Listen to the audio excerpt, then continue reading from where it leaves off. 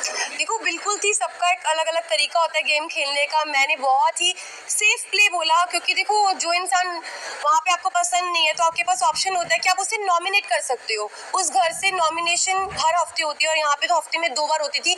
तो मेरे को नॉमिनेशन से मैं बचती थी, क्योंकि लोग मुझे नॉमिनेट इसलिए नहीं करते थे, क्या पता मैंने उनके दिल में जगह बनाई हो और घर में मैं अच्छा कर रही हूँ तभी लोग मुझे नॉमिनेट नहीं करते थे। और नॉमिनेट नहीं हुई तो इसलिए मैं आउट नहीं हुई, इसलिए मैं टॉप 5 में पहुंची। प्रेस कॉन्फ्रेंस के बाद आप बहुत लो हो गई थी, क्योंकि हमने देखा आप जिस तरीके से बाथरूम में रो रही थी और आप कहीं ना कहीं डिमोटिवेट आप भी हो गई थी और अरमान जी भी हो गए थे, क्योंकि उन्होंने कहा कि मैं नहीं चाहता कि मैं विनर बनूं और तू मुझे नॉमिनेट कर देना। ये लोनेस क्यों? क्योंकि आप लोगों ने कहीं ना कहीं एक्सेप्ट तो कर लिया है कि हमारा रिलेशनशिप है, सब अच्छा है, तो फिर क्यों इतना लो फील किया आपने? देखो सबसे पहले तो जितने भी लोग हैं मैं सबको ये बोलना चाहती हूँ कि हम तीनों बिल्कुल भी सपोर्ट नहीं करते पॉलीगैमी को। और शादी हो गई है, इसको 7 साल हो गए जब हम लोगों ने शादी की थी। हम लोग सोशल मीडिया पे नहीं थे, चीज़ें हो गई। बस यही है कि हाथ जोड़ के सब लोगों से यही रिक्वेस्ट है कि हम लोग बिल्कुल भी सपोर्ट नहीं करते 2 शादियों को। और उस टाइम पे जब मैं बिग बॉस के घर में थी तो ऑलमोस्ट मुझे 35 डेज हो चुके थे। 35 दिन से अपनी फैमिली से दूर थी, पायल से दूर थी, अपने बच्चों की कोई खबर नहीं थी। तो अचानक से इतने सारे लोगों ने जो क्वेश्चन पुट करे, हाँ मैं मानती हूँ कि जो चीज़ें हुई वो एक एक्सपेक्ट मतलब कि बोलते कि वो एक्सपेक्टेड नहीं था जो चीज़ें हुई, और बहुत ही अलग चीज़ है।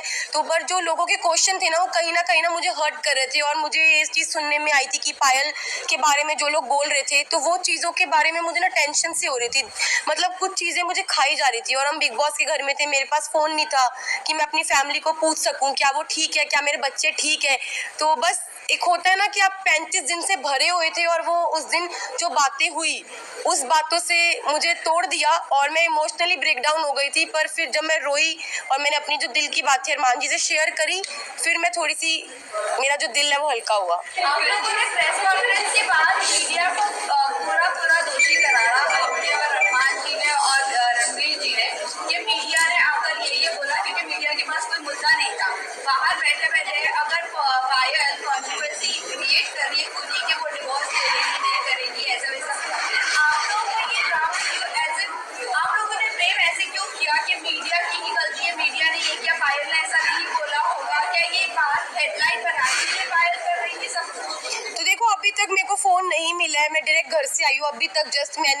अभी तक मैंने फ़ोन यूज़ नहीं करा। जिस टाइम मैं घर पे थी तो मुझे जो चीज़ पता चली, क्योंकि देखो मैंने घर में ये चीज़ सुनी नहीं थी, ना मैंने देखी, ना अपनी आंखों से देखी, ना अपने कानों से सुनी कि पायल क्या बोल रही है।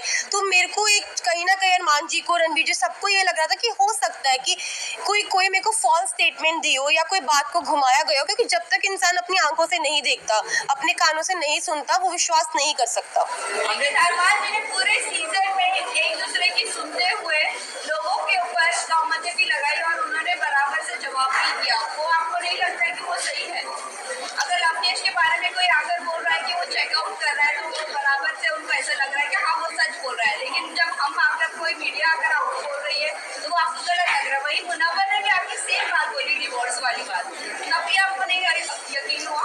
नहीं, मुझे यकीन नहीं हुआ, क्योंकि देखो ये जो बात है ना बहुत ज़्यादा, आप समझो मैं घर के अंदर हूँ, 40 दिन से घर में अंदर हूँ, अचानक से कोई ये बात बोलता है, पायल डाइवोर्स वाली बात जो बोल रही है, ये कितनी शॉकिंग बात थी कि इसकी वजह से मैं पूरे 2 दिन इतना ब्रेक डाउन रही हूँ, इतना इमोशनली, मतलब हर चीज़ से मैं जूझ रही थी उस घर के अंदर। तो मुझे कहीं ना कहीं लग रहा था कि मैं अपने दिल को ये चीज़ समझा रही थी कि क्या पता ये बात सच हो, क्या पता ना हो, क्योंकि मेरे को यही था मैं बाहर जाऊँ और मैं पायल से डायरेक्ट बात करूँ। जब मैं घर से बाहर निकली टॉप 5 में, जब मैं इस रेस से बाहर निकली, मैं बाहर निकलते ही स्टेज पे पायल थी और मैंने उससे पूछा तू ठीक है ना? उसने बोला हाँ मैं ठीक हूँ। बाकी बात की, अभी तक मैंने फोन्स अपने नहीं देखे, कुछ नहीं देखा। Please 1 by 1 please.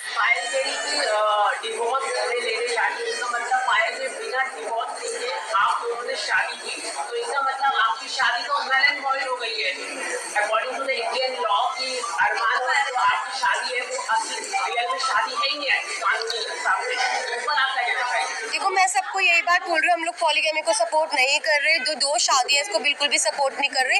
और जो मेरी अरमान जी की शादी है, जब पायल ने रेडी हुई, पायल की मर्जी थी तभी शादी हुई, और Payal as a first wife, legal wife, अगर वो ऑब्जेक्शन उठाती है तो उस चीज़ के लिए मतलब कि हमारी जो लॉ है वो हमें बोल सकती है। और मैं यही बात बोलूँगी कि जो हो गया प्लीज़ वो हो गया, बार बार एक ही कुछ सवाल है जी। कि अरमान के ऊपर काफी गंभीर एलिगेशन है, टेक्निकल का है, इस पर आप क्या कहना चाहिए?